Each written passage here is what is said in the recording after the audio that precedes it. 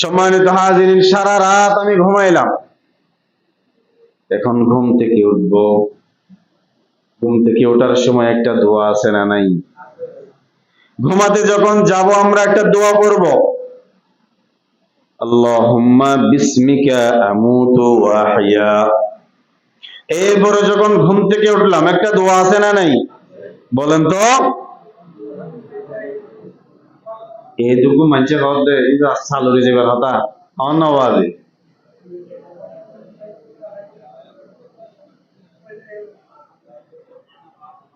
মা বৈজন বলতে আগরি চাইতে কি ন জানন দে আগরি চাইতে কোন দে না কই ইন লেখা মাথা বড় রুজুর তো ইন্নে কিছু হোক না এ হইতে জন সন্নান।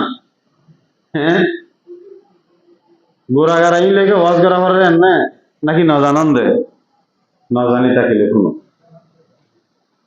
হদজুর একটা বাচ্চা নাই নে এদুল লম্বা দোয়া এদুল লম্বা হাইয়াত তাইম 40 বছর শিখবা তাই না বন্ধ না হন যাই। আলহামদুলিল্লাহিল্লাযী আহইয়ানা বা'দামা আমাতানা ওয়া ইলাইহিন নুশুর। ঘুমাতে যাওয়ার সময় এবং ঘুম থেকে ওঠার সময় দোয়া পড়লে সওয়াব আছে না নাই?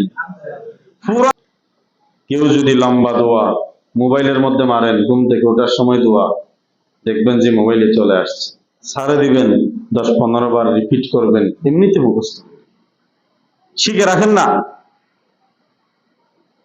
এসেনশিয়াল জিনিস, জরুরি জিনিস, এগুলো শিখে রাখেন।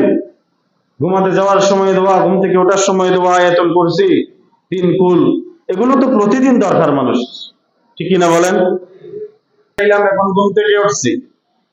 একজন ইমানদার ঘুম থেকে ওঠার পরে সর্বপ্রথম কাজ কি বলেন?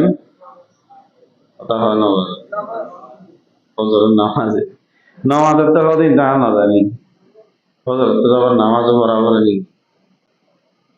একজন ইমানদার, আমি ঘুমাইয়ে ঘুম থেকে উঠলাম, সর্বপ্রথম কাজ হলো কি? ফজরের নামাজ। ইবাদতের বিষয়ে পরে বলবো, কিন্তু আমি রুটিন করে দিচ্ছি একটা। একজন ইমানদার পুরা 24 ঘন্টা কিভাবে ইবাদতে কাটাবে, ইসলাম কোথায় কোথায় আছে এটা দেখাই দিচ্ছি। এই যে এখন আমরা জানলাম যে ঘুমের মধ্যেও ইসলাম আছে না নাই?